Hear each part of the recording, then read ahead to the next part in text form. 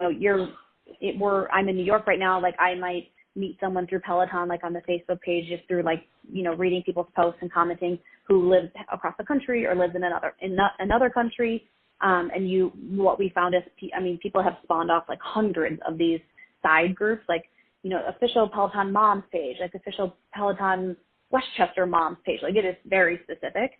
And there are people who have found each other through Peloton and then, meet in real life, and become, actual friends. And we started doing this thing. Actually, our members started it maybe like 4 years ago. They called it a home rider invasion. And it's when they flew themselves in, they booked their own hotels from all over the country. They flew themselves into New York because they wanted to visit like the mothership, which is our one studio, where all the classes occur in Chelsea.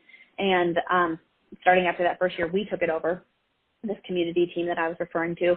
And I think, last couple of years ago, we had maybe 200 people. Last year, 600 people. This year, we maxed it out at 1,000. I mean, it sold out in 30 minutes. Like 1,000 tickets sold out in 30 minutes.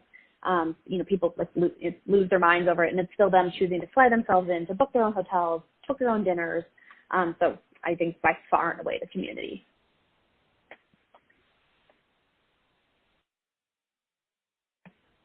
Okay. I'm going to move to another question regarding, I understand you mentioned that Peloton is a subscription-based business, right?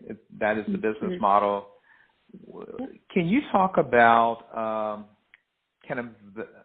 number one, in your mind, how that has been a successful business model for Peloton, particularly, you mentioned the bike runs about $2,000, and would love to hear your thoughts around just your, your learnings in this whole subscription-based business model arena, as well as maybe share any perspective from other e-commerce players that are in that ecosystem surrounding, subscription, and how that may link to customer service as well. Sure. Yes, I think for us, like you nailed it on the head. It's a completely subscription-based business. I think a lot of people have a misconception that we make a lot of money off the hardware. We don't. We pay a lot of money to have the equipment be as good as it is. That's why it also costs a lot of money to sell it to people. We're not making money on the bike. I think the reason the reason it took off, as it did, is because, kind of was born and bred a little bit, because of your typical like boutique fitness class is, call it $35 a class on average. And that, that's for one class. So it obviously limits a lot of people on the opportunity they have to go to, many classes. And it really would be tough for a lot of people for that to be their main form of exercise, because it's going to be extremely expensive. Even gyms can be quite expensive. So I think the reason it became so popular early on is because you're paying $39 a month for unlimited classes. I mean, you could ride your bike 24 hours a day in a row if you wanted to. Some people take 12 classes a day, and it's a little nuts, but it's no extra cost, and it's for the family. So whether you live with somebody, your children are old enough to ride it, you have your neighbor over, your best friend, it doesn't matter.